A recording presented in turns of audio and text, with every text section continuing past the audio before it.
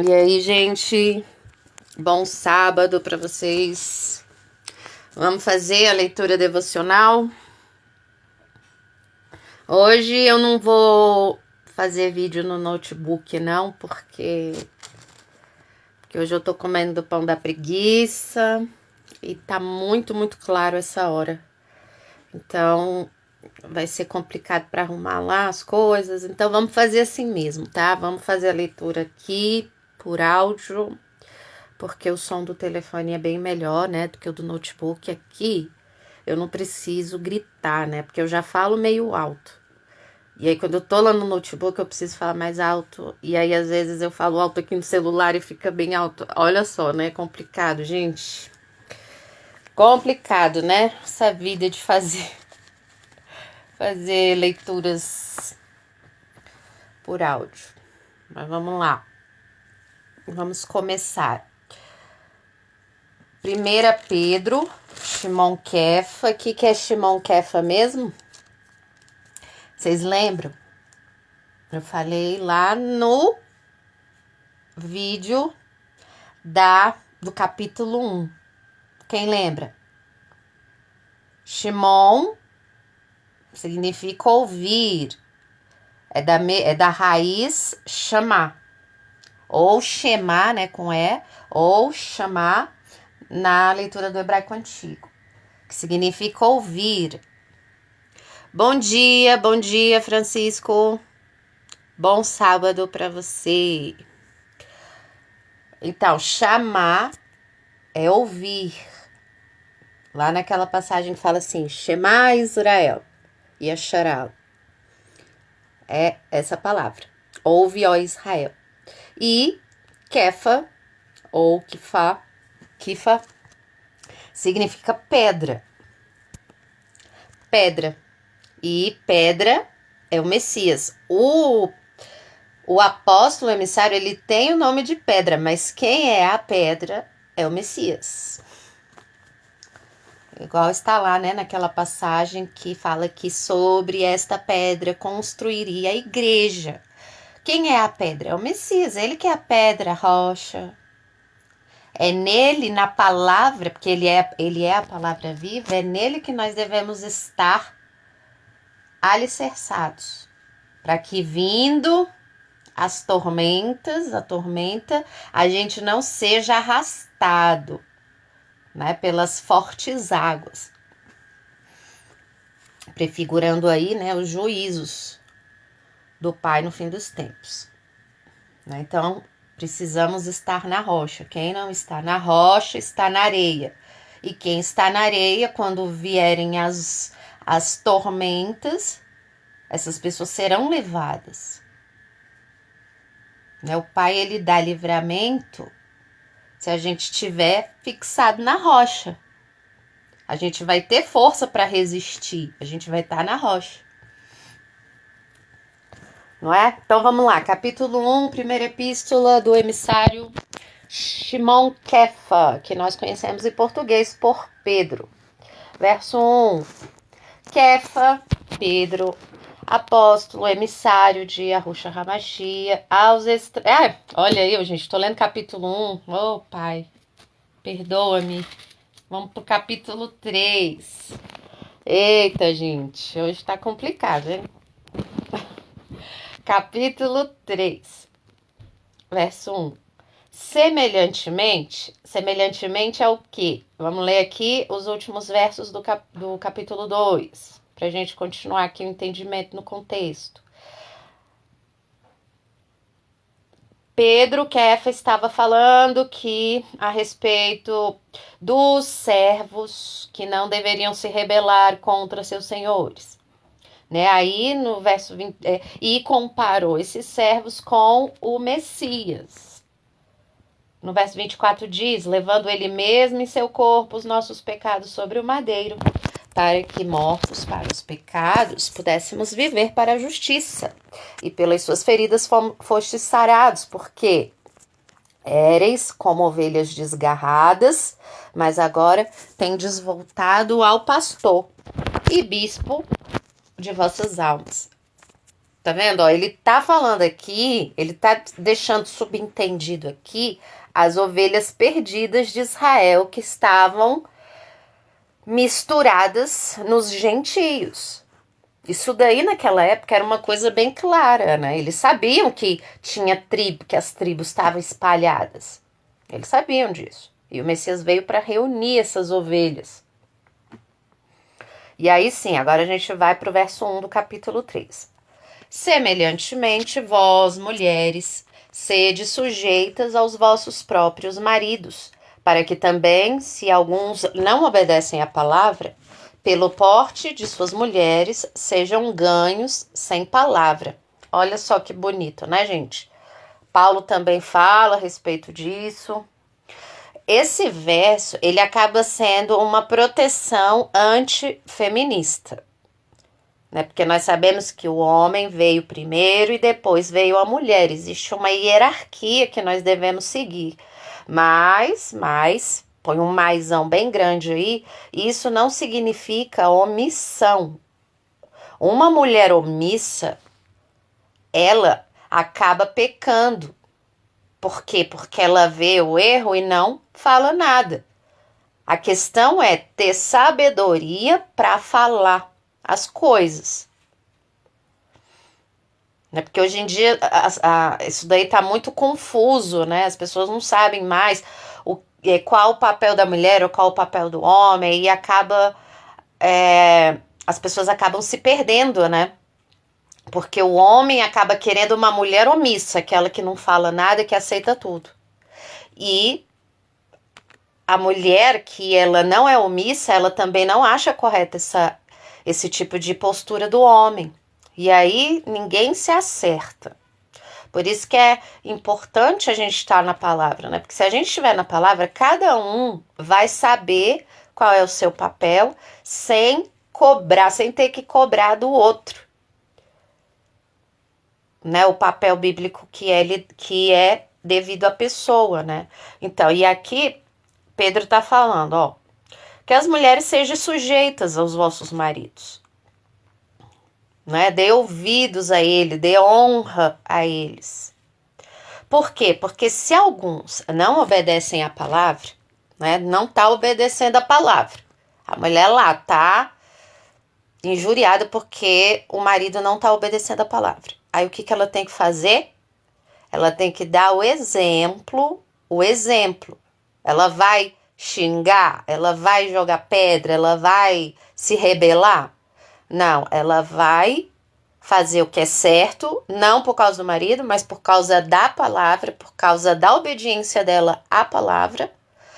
Ela vai dar o exemplo, e aí, pelo exemplo dela, ela ganha o marido. Isso daqui tá na palavra. Se tá escrito isso, é porque isso acontece, gente. Então tem que ter fé.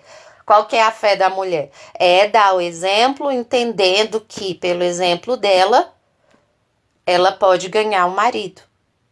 Mesmo sem ficar lá cobrando, né, e fazendo rebuliço lá na vida, né, em casa. É isso que tá dizendo a palavra, a gente tem que confiar. Se tá falando isso é porque é nessa direção que tem que andar, né? Aí vem o verso 2. Considerando a vossa vida casta em temor. Casta em temor não é aquela pessoa que fica com medo, acuada, sabe, no cantinho, não fala nada não, gente. Não é isso. É a pessoa ter mansidão. É igual Moisés. Moisés foi considerado o homem mais manso da terra. Junto com o Messias, né? Mas ele foi considerado o homem mais manso. E a gente via Moisés acuado? Não. Moisés, ele se levantava, ele defendia a palavra. Quando teve a rebelião de Corá, ele foi lá, né? Falou lá, se colocou diante do pai. Olha só o que esse povo tá fazendo, não sei o quê. Deu exemplo lá. Porque ele podia ter se exaltado, né, lá com aquele povo que se rebelou, mas ele não se exaltou, mas ele seguiu, né, o que era justo. Ele seguiu o que era justo. Quando o povo também fez bezerro de ouro, ele chegou, desceu, quando ele viu aquele povo fazendo bezerro de ouro, Ele quebrou as tábuas, porque, né, o zelo dele pelo pai, né, subiu. E aí ele foi, quebrou as tábuas, exortou lá as pessoas. E, inclusive, mandou matar, né, todos aqueles israelitas que tinham iniciado aí aquela coisa, né, do bezerro de ouro. E ele foi considerado o homem mais manso. Então, é preciso ter sabedoria para entender o que é mansidão. O que é mansidão? De onde vem essa palavra manso? Manso vem do entendimento que é assim, é um animal que foi amansado. Esse animal, ele não perde a natureza dele, as características dele, mas ele fica manso. Por quê? Porque ele consegue ali conviver, né, junto com aquele que aquele o qual ele está submetido, né? Então, assim, o homem, vamos supor, sei lá, numa fazenda aí, o fazendeiro pega um cavalo selvagem, o cavalo vai estar todo arisco. Aí o fazendeiro vai e amansa o cavalo. Aí o cavalo vai se submeter ao fazendeiro. E aí vai fazer lá, né, as coisas que ele tem que fazer e tal, numa boa. Né? A mansidão vem isso, controlar os impulsos. Os impulsos, né, que vem, que é da carne. Isso é mansidão. Não tem nada a ver com ficar quietinha, sem falar nada, omissa e deixando a coisa rolar solta. Porque isso daí leva ao pecado.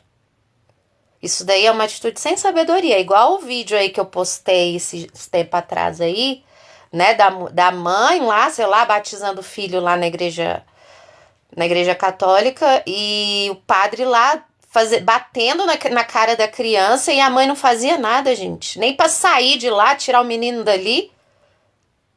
Complicado, né? E aí o mal se espalha na terra. Porque as pessoas são omissas. Mas o contrário de manso, gente, não é. Como é que é? O contrário de mansidão é rebelião. Né? O contrário de mansidão não é a pessoa ter voz. O contrário de mansidão é rebelião. É não se sujeitar, né, a pessoa a qual ela é sujeita. Isso é rebelião. Então, assim, as feministas, elas promovem rebelião contra os homens, né? Então, vou continuar, ó. 3, verso 3. O enfeite das mulheres, não seja o exterior, no frisado dos cabelos, no uso de joias de ouro, na compostura dos vestidos. Olha só que interessante isso, né? Porque hoje em dia o que a gente... gente, sério, ai, eu não aguento. O negócio é tão bagunçado que a gente se perdeu tanto. Que hoje a gente vê o seguinte, né? O que a gente vê por aí? Que mulheres, né? Mulheres submissas são aquelas que não tem nada pra fazer, que passam o dia inteiro, sei lá, com maquiagem, com não sei o que, tirando foto, né? Pegando na florzinha e esse tipo de coisa, né? E o que Pedro tá falando aqui, ó. Não seja a vossa vida pelo enfeite exterior, ou no frisado de cabelos, ou no uso de joias, né? Que a sua beleza não venha dessas coisas exteriores, sabe? Da mulher fútil, que não faz nada, que fica mansa, que é submissa ao marido e não faz nada e passa o dia com coisas fúteis e inúteis, né? Joia, penteado de cabelo, vestido, vendo coisa de roupa, né? Mas do homem encoberto no coração, né? Do homem interior. A beleza da mulher, ela vem da atitude, do comportamento. E isso independe da roupa, isso independe do penteado, isso independe da maquiagem, né? Tudo é preciso ter sabedoria.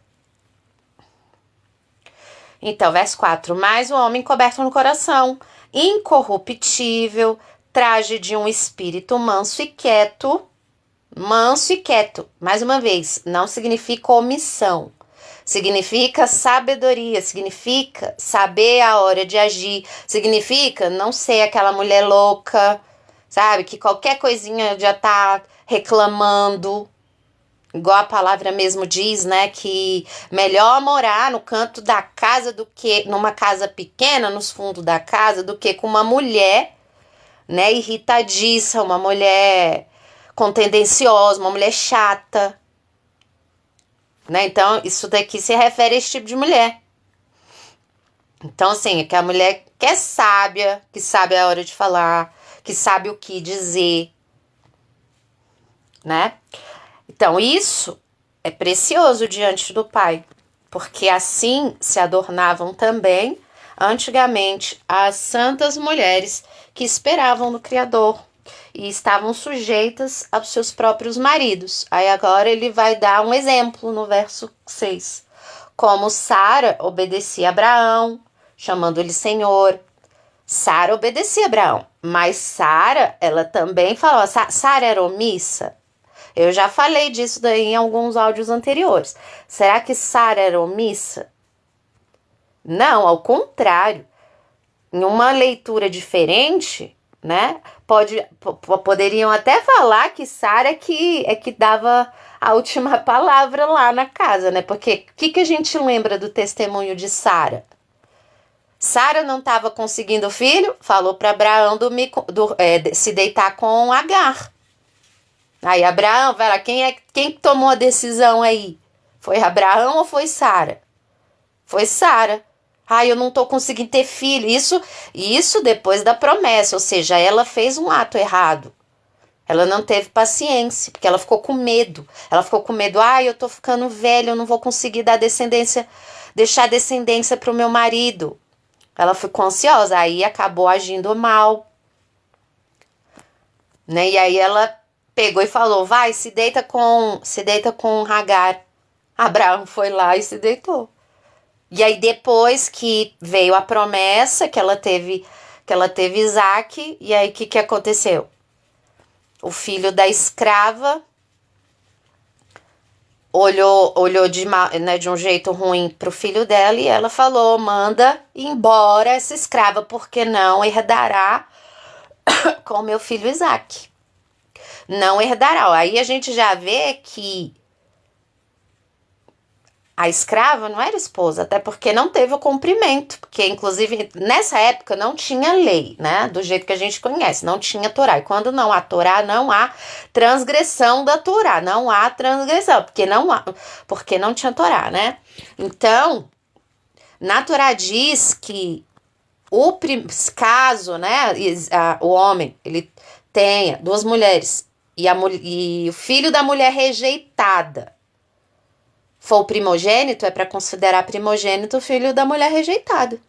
E no caso da serva Agar, ela era apenas serva, porque o filho dela não foi considerado primogênito de Abraão. Ao contrário, Sara falou, manda embora essa mulher com seu filho, porque ele não herdará com o meu Isaac.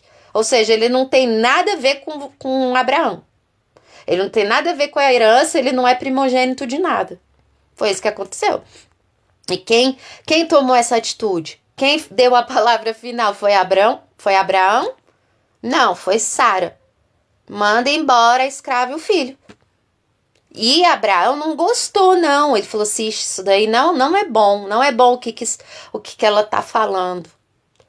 E aí ele foi, né, em oração lá com o pai. E o pai falou assim, não se preocupe, dê ouvidos à sua esposa. Porque em Isaac eu levantarei a sua descendência. Tá vendo, gente? Então, Sara era submissa a Abraão, mas ela não era omissa. E o pai bem disse para Abraão, quando ele achou que Sara não estava fazendo o que era bom. E o pai falou, dê ouvidos para sua esposa. Pode mandar a escrava embora.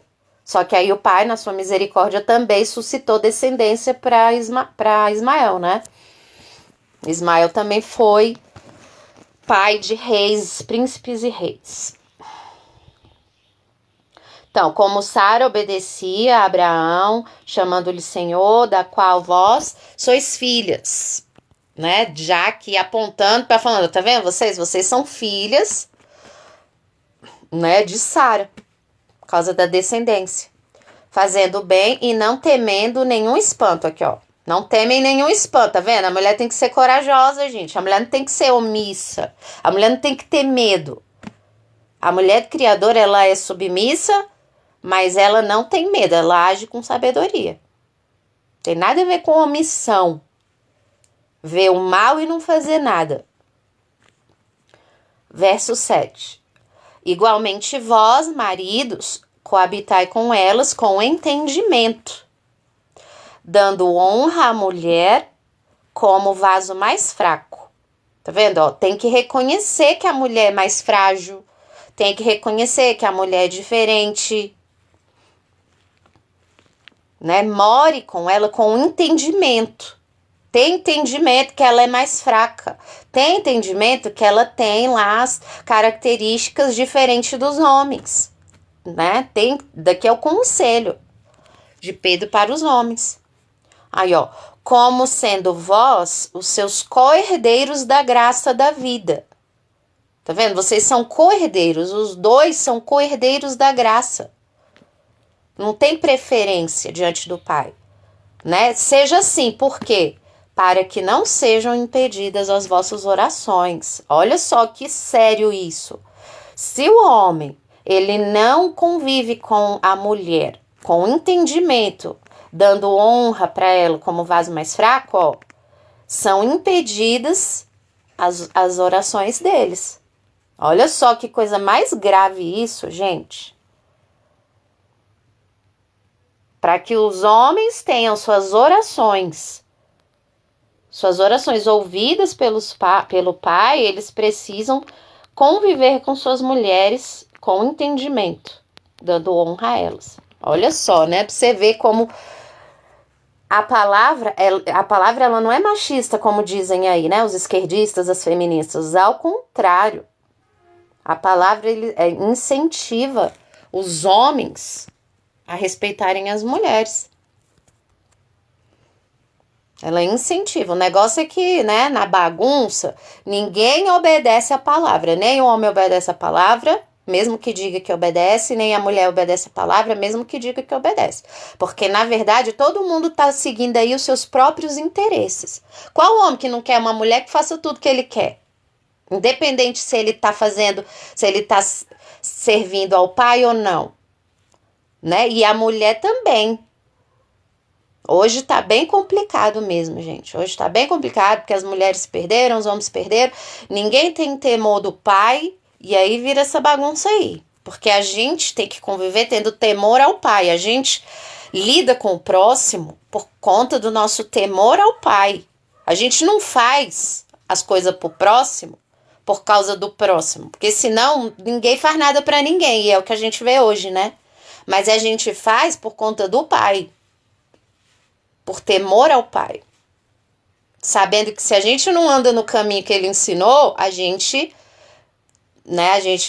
vai ser prejudicado aí. Né? Então vamos continuar, ó, verso 8. E finalmente sedes todos de um mesmo sentimento, compassivos, amando os irmãos, entranhavelmente misericordiosos e afáveis. Sedes benignos. Sedes benignos uns com o outro, não busquem seus próprios interesses.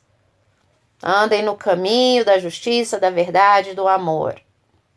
Não tornando mal por mal, ofensa por ofensa, injúria por injúria. Não fiquem projetando, né, as próprias frustrações no outro. Porque, gente, convenhamos, né? Quando a gente está projetando as nossas próprias frustrações no outro, a culpa não é do outro, a culpa é nossa. A gente é que não está bem resolvido por dentro. Entende? Por isso que cada um é responsável pelas suas próprias obras. Cada um é responsável pelas suas próprias atitudes. E cada um vai ser julgado por elas também.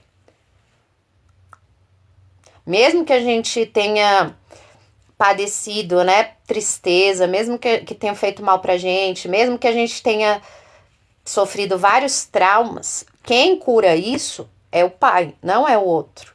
Quem cura isso é só o pai. Não é o que o outro vai fazer. A gente não pode depender do outro para se sentir curado das feridas que alguém fez. Porque senão vai viver assim. A pessoa nunca vai encontrar liberdade, a pessoa nunca vai ter conforto. Porque a vida dela, o bem-estar dela vai estar sempre dependendo do outro. Mas quando a gente depende do pai, aí a história muda, né? A história muda totalmente. É ele que traz a cura. Venha a mim todos os que estáis cansados e sobrecarregados, que eu vos aliviarei. Tomai sobre vós o meu jugo, que é leve. Provai de mim que sou manso, humilde e manso de coração. Então, nossa cura está no Messias, não está no outro. Por mais trauma que o outro possa ter nos causado, por mais dor e sofrimento. Se a gente ficar dependendo do outro para receber cura, o negócio não vai para frente. Por isso que o perdão é tão importante. O perdão não é um prêmio para quem fez o mal. O perdão é liberdade para quem foi ferido. E todo mundo hoje, gente, é ferido. Então não adianta a gente, né, se achar que a gente é mais sofrido do que outro. Todo mundo tem as suas feridas. Todo mundo tem. Né? Só que aqueles que reconhecerem isso, né, mais cedo também vão ser curados. Então, vou continuar, ó. Não tornando mal por mal, injúria por injúria, antes pelo contrário. Bem dizendo, sabendo que para isto foste chamados. Para isto o quê?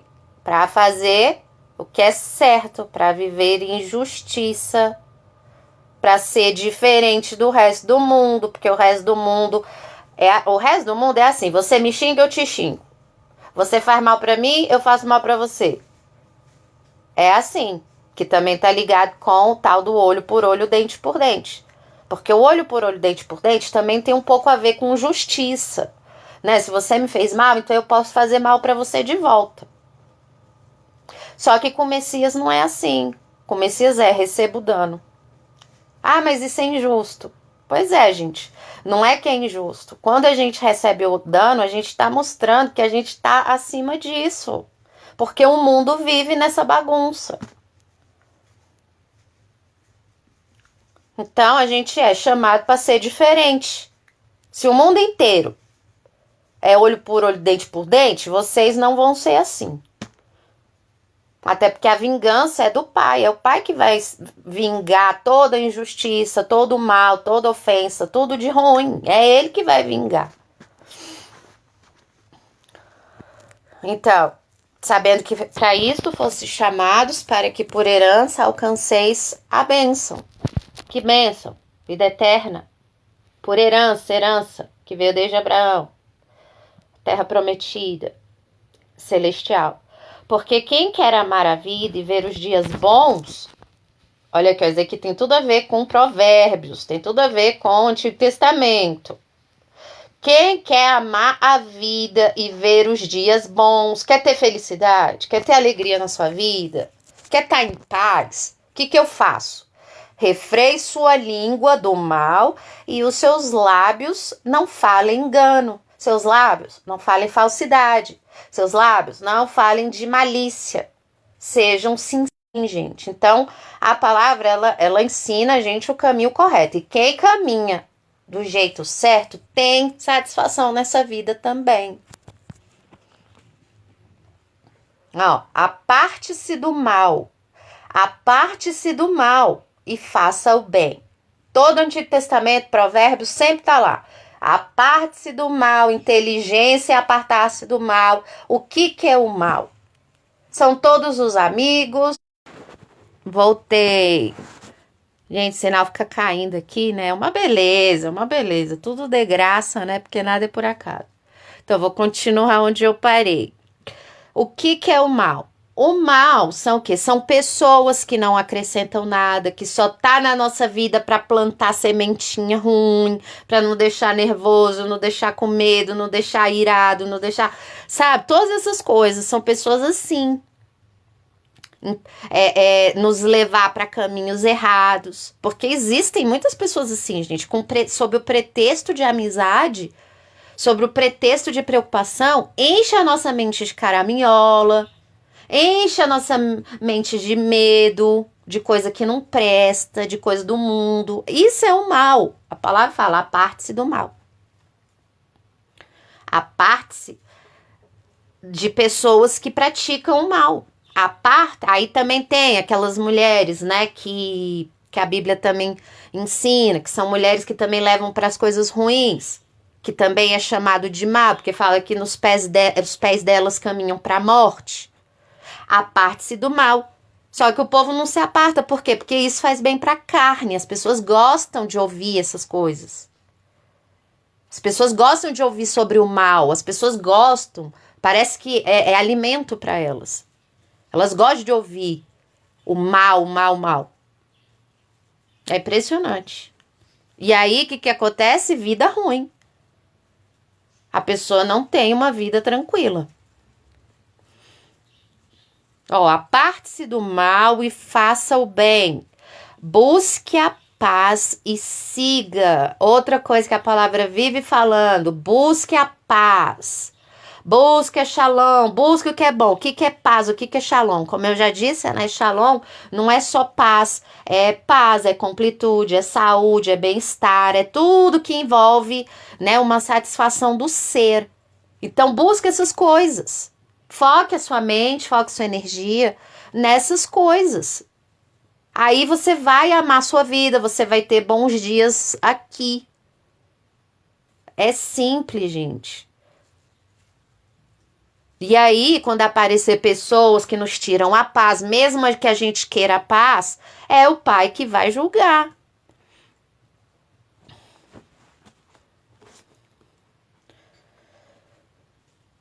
Por quê? Verso 12. Porque os olhos de Yahuwá estão sobre os justos, e os seus ouvidos atentos às suas orações. Quem que o pai escuta? Quem é que ele tá atento ali? Meu filho, deixa eu ficar aqui atento, que é meu filho, que é justo, tá andando no caminho, tá buscando andar o caminho. Quer dizer que ele é perfeito? Não, mas ele tá buscando caminhar em justiça, ele tá buscando fazer a minha vontade, ele tá buscando andar direitinho. Deixa eu olhar ele, sabe? O pai, ele olha, ele fica atento aos filhos que estão andando de forma sincera. Mas o rosto de Yahuwá é contra os que fazem o mal. Tá fazendo mal? Tá falando com falsidade? Tá buscando, tá fazendo o que não deve? Pois é, o pai virou o rosto, o pai vira o rosto. Se isso for por um momento, ele vai corrigir, ele vai açoitar. Se realmente a pessoa for filha, né? Se realmente a pessoa nasceu de novo, o pai, ele vai corrigir. Porque é assim que ele opera. É meu filho, chamei, ele tem um coração sincero, tá se desviando. Ele pega e manda um negócio para corrigir a pessoa, para voltar a ser humilde, para voltar para os caminhos de justiça e de benignidade. Verso 13. E qual é aquele que vos fará mal, se for de seguidores do bem? Uau, isso daqui, gente, tem tudo a ver com o que ele falou antes, da questão das autoridades, dos chefes. Se a gente estiver fazendo bem, quem é que vai fazer mal? Claro que existem as exceções, porque o mundo ele tá se enchendo de maldade. Mas aí, quem é vingador? É o pai. Por que vocês acham que tá vindo juízo? Porque a maldade chegou num nível tão grande que até quem faz o bem tá sendo punido. E isso tá aumentando, tá fermentando. E é por isso que vai vir juízo.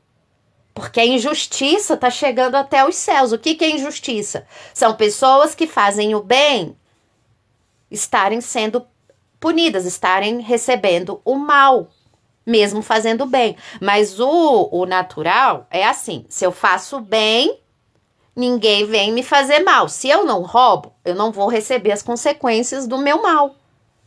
Se eu não falo falsidade, eu não vou receber as consequências da minha falsidade. É isso que está dizendo aqui. Então, gente, ó, verso 14. Mas também, se padecerdes por amor da justiça, se vocês sofrem por amor da justiça, se fizerem mal para vocês por amor da justiça, que é o que está acontecendo hoje, a gente faz o bem e as pessoas pagam o bem com o mal. Sois bem-aventurados, e não temais com medo deles, nem vos turbeis.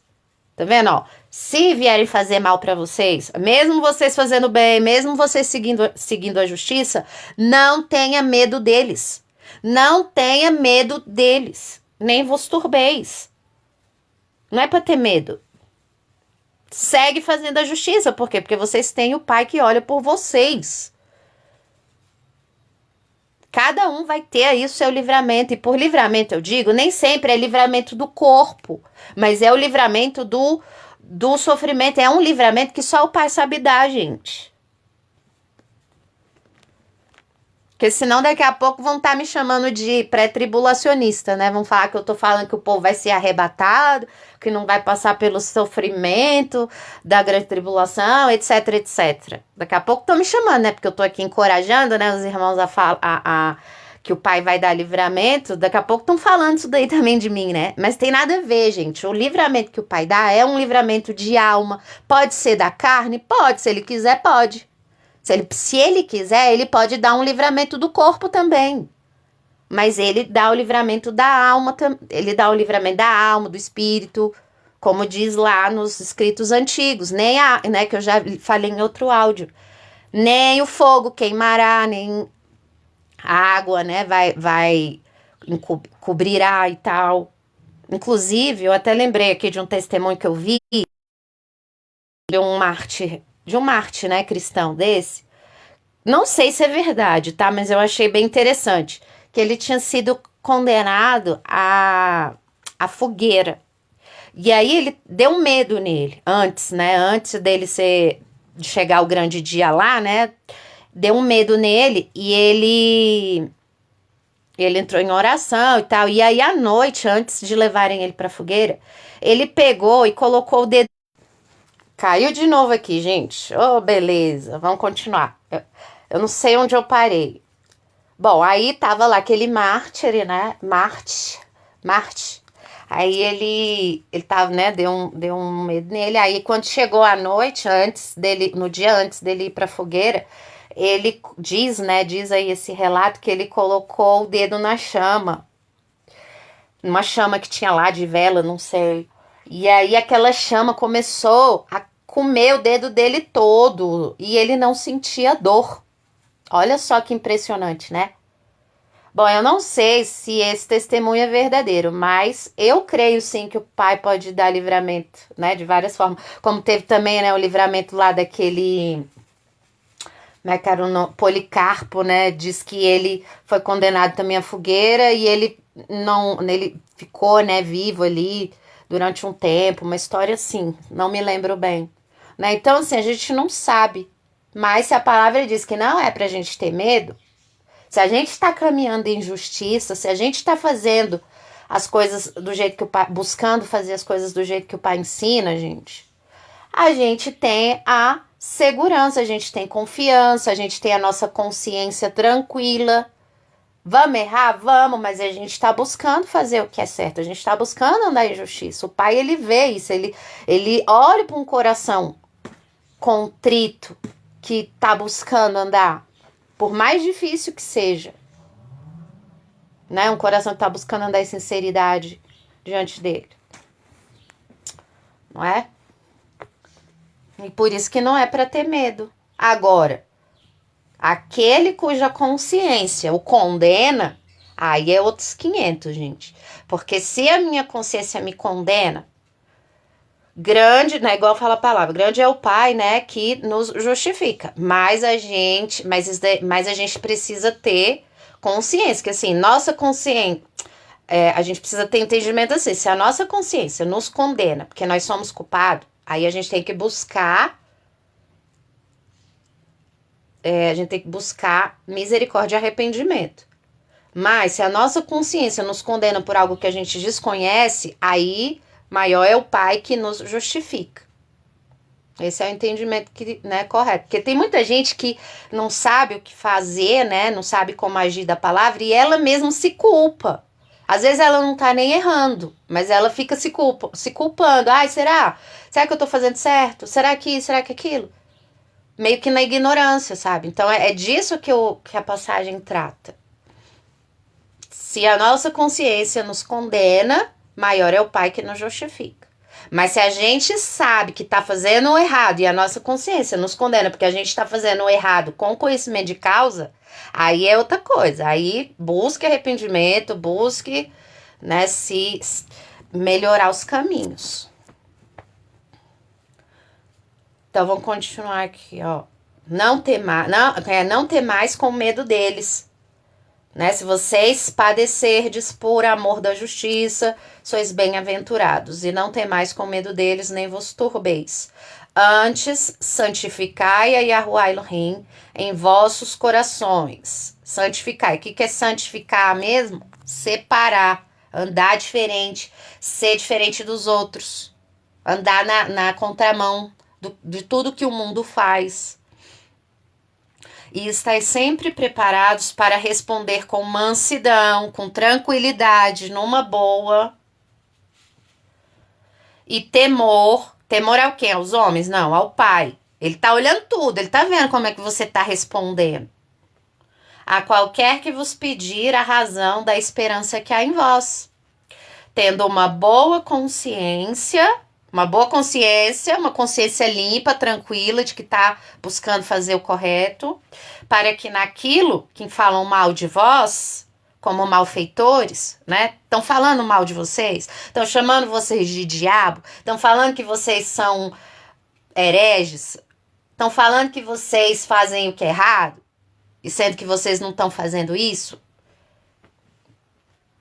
Então, para que naquele em que falam mal de vós, como malfeitores, fiquem confundidos os que blasfemam da vossa boa conduta no Messias. Olha que lindo isso, gente. E realmente isso é o que acontece. Quando as pessoas ficam xingando outras e a pessoa não paga mal com mal, não paga xingamento com xingamento, a quem tá xingando fica confundido por conta da conduta do outro que eles estão xingando. E é o que acontece, né, gente? É o que acontece. 17. Porque melhor é que padeçais fazendo bem, se a vontade de Elohim assim o quer. Quem é que quer que a gente sofra fazendo bem? É o Pai, ele que conhece os nossos corações, ele conhece nossa vida, ele conhece o nosso futuro, o que a gente tem que aprender, o que a gente não sabe, ele conhece tudo. Então, tudo que acontece na nossa vida tem um motivo, tem um porquê. Tá sofrendo? Não é para pagar mal com mal. Tenta entender por que você tá passando por isso. Por quê? Mas, claro, né? Tá falando aqui. Até quem faz o bem também vai padecer sofrimento. Se a vontade do Criador assim o quer. Né? Do que fazendo o mal. Então, padeçais fazendo bem. E não padeçais fazendo mal. Quem sofre porque fez o mal, tá quites. Não, eu fiz o mal, agora eu tô sofrendo, então tá quites. O Pai, ele não vai trazer justiça, porque a pessoa tá padecendo fazendo mal. Agora, se a pessoa tá padecendo fazendo bem, porque o Pai assim quis, ele vai ser vingador. O Pai é que é o vingador e que vai fazer justiça ali naquele caso. Lembra que muitos mártires, né, naquela época eles morreram porque existia um propósito também. Eles deram testemunho da fé. Há muitos se converteram por causa do testemunho da fé deles. Tipo, nossa, realmente essa fé é verdadeira. Porque, ó, ninguém oprime eles para fazer o que eles fizeram. Então, essa coragem só pode vir de algo sobrenatural. Não é? Verso 18. Porque também o Messias padeceu uma vez pelos pecados, os justos pelos injustos, para levar-nos ao Criador, mortificado na verdade, na carne, mas vivificado pelo Espírito. Mortificado na carne, mas vivificado no Espírito. Nós sofremos na carne, mas somos vivificados no Espírito. No qual também foi e pregou aos espíritos em prisão. Eita, esse verso aqui, ele é bem polêmico, né? Cada um dá uma interpretação aqui dele, né? Tem gente até que diz que o Messias foi no inferno por causa desse verso. Olha só como nasce toda uma teologia, né? Por causa de uma passagem só. Mas, bom, não vou entrar nessa questão. Ó, os quais, noutro tempo, foram rebeldes quando a longanimidade do Criador esperava nos dias de Noé, enquanto se preparava a arca, na qual poucas, isto é, 8 almas se salvaram pela água. É interessante a gente lembrar desse testemunho de Noé, porque muita gente fala, né? Ai, será que só uns poucos vão ser salvos? Gente, mas o próprio testemunho aponta para isso. A palavra, os evangelhos diz que o caminho é estreito. O caminho é estreito. Poucos são os que encontram a porta para a vida. Porque o caminho da perdição é que é largo. O dilúvio matou o mundo inteiro. Só ficou 8. Você acha que lá no tempo do dilúvio não tinha pessoas normais interagindo lá? Ou será que a gente é mais especial que aquele povo?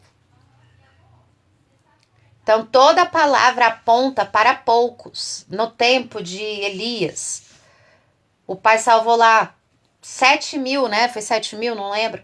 Joelhos que não se dobraram para Baal. O resto do povo, todo mundo foi-se. Então, todo o testemunho das escrituras apontam para a salvação de poucos. Mas é claro, esse poucos, né? Porque alguns podem argumentar, né, que em Apocalipse diz que tinham milhares e milhões de tribos e línguas e nações. Gente, pegam aí, né, tanto tempo da história, tantas gerações, né, e multiplica o pouco de cada geração aí, né, por toda a história. Vai dar um montão de gente. Então, né, que a gente tenha entendimento para meditar nessas coisas. Porque na última geração o Messias até falou, será que eu encontraria fé na terra? Será que quando o Filho do Homem voltar, ele vai encontrar fé na terra? O que isso prefigura? Será que as pessoas vão estar seguindo a fé normal? Ou a fé verdadeira? Ou será que o mundo vai estar numa anomia total, sem amor? Pois estreita é a porta, e poucos há que a encontram. Verso 21, que também, como uma verdadeira figura, agora vos salvo o batismo, não do despojamento da imundícia da carne, mas da indagação de uma boa consciência para com o Criador pela ressurreição do Messias Yahushua. O que salva aqui? O batismo. Quando ele fala aqui que o batismo salva, não quer dizer que o símbolo é que vai salvar, mas é o novo nascimento. O batismo prefigura um novo nascimento. A pessoa morre para si mesmo e é vivificada para viver pelo Messias. Isso chamam de batismo. Né? Por isso que fala aqui, não do despojamento da imundícia da carne, que se corrompe, né? Mas da boa consciência. Consciência está ligada ao espírito, à alma, consciência.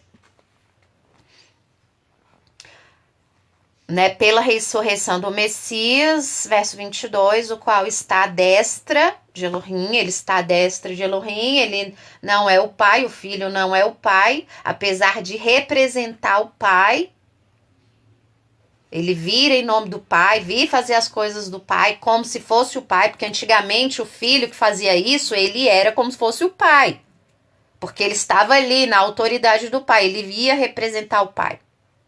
Hoje a gente não entende isso direito, porque a gente não vive isso mais. Hoje o filho é que manda no pai, ou então cada um vai pro seu canto, é outra realidade. Então as pessoas têm mais dificuldade de entender essa questão de filho e pai. Então, o qual está à destra de Elohim Pai, de Pai, tendo subido ao céu, havendo-se-lhe sujeitado os anjos, os mensageiros. Está todo mundo aí submisso, tendo que obedecer o filho e as autoridades e as potências. Pronto, acabou, gente. Quanto tempo foi aí de áudio? Não sei. Então tá, gente, ó, é isso. Deixa eu ver se tem comentário aqui. Olha o irmão.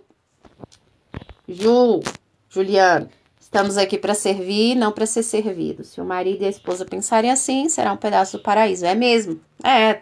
Se a gente quiser ter uma vida boa, né? Que a gente aparte nossa língua do mal, os lábios da falsidade, busque, né, servir o próximo em temor ao Pai. Se a gente caminha no caminho direitinho, gente, se a gente busca fazer o que é direito, o que é justo, a gente tem uma vida boa aqui, as coisas vão fluindo. Acontece que ninguém está disposto, né? A maioria das pessoas não está disposto a andar direito por causa, né, dos próprios interesses. Esse é o problema, né? Esse é o problema. Se a gente morrer pra gente mesmo e buscar fazer a vontade do Pai, né? As coisas iam fluindo e a gente só ia colher frutos bons. Porque a gente não faz a obra pela nossa própria força, a gente faz a obra pela força do Pai. E aí, automaticamente, as consequências são coisas boas. Mas se a gente quiser agir pelo nosso próprio braço, aí é complicado, né? Porque o que vai prevalecer são nossos próprios interesses, é nosso egoísmo, é tudo de ruim. Então, complicado, né, gente? Bom, é isso. Aqui, irmã Gleice faz um vídeo falando sobre Coríntios 11, 9 a 10. Gente, ó, na verdade, eu não me programo, sabe, para fazer áudio e vídeo, a não ser assim, claro, as leituras devocionais que eu sigo, né, a sequência da leitura. Mas normalmente quando eu falo vídeos assim aleatórios, é por conta, né, de coisas que acontecem, né, e aí eu me sinto aí, sou levada, né, a falar sobre o tema, né, que tá aí, mas eu não costumo me programar, sabe? Até porque eu busco, assim, caminhar mesmo no espírito, e aí, né, se eu sinto a necessidade de falar sobre algo, se eu recebo, se vem alguma informação na minha mente em relação a determinado assunto, aí eu falo, sabe? É assim que eu costumo fazer, tá? Então é isso, gente, ó. Obrigada aí, tá, por acompanhar essa leitura. Tá? Um bom sábado para vocês e que a gente se mantenha firme aí, né, nesses dias, que parece que cada dia que passa o negócio vai complicando, cada dia mais notícia ruim, notícia triste, gente falando um monte de coisa, gente deixando a gente com medo, gente triste. Ai, gente, tá tão complicado, né? E assim, vamos focar naquelas pessoas que estão próximas a nós, o nosso próximo. Se eles estiverem, né, passando por situação difícil, quem tá numa situação melhor, que busque ajudar, né? E assim a gente vai se ajudando um ao outro, porque são essas coisas que agradam ao Pai. E se a gente tá padecendo, né, esse tipo de coisa aqui nessa terra, é para nos provar também. Então, aqueles que têm mais condições, né, e puderem ajudar aqueles irmãos que estão mais próximos, ajudem. Né? Não fiquem acumulando para si, porque este não é o momento disso, ao contrário, é o momento da gente provar se a nossa segurança está nas coisas desse mundo ou se está nas coisas do alto. Tá bom, gente? Fiquem aí na paz de Arruá e um abraço a todos.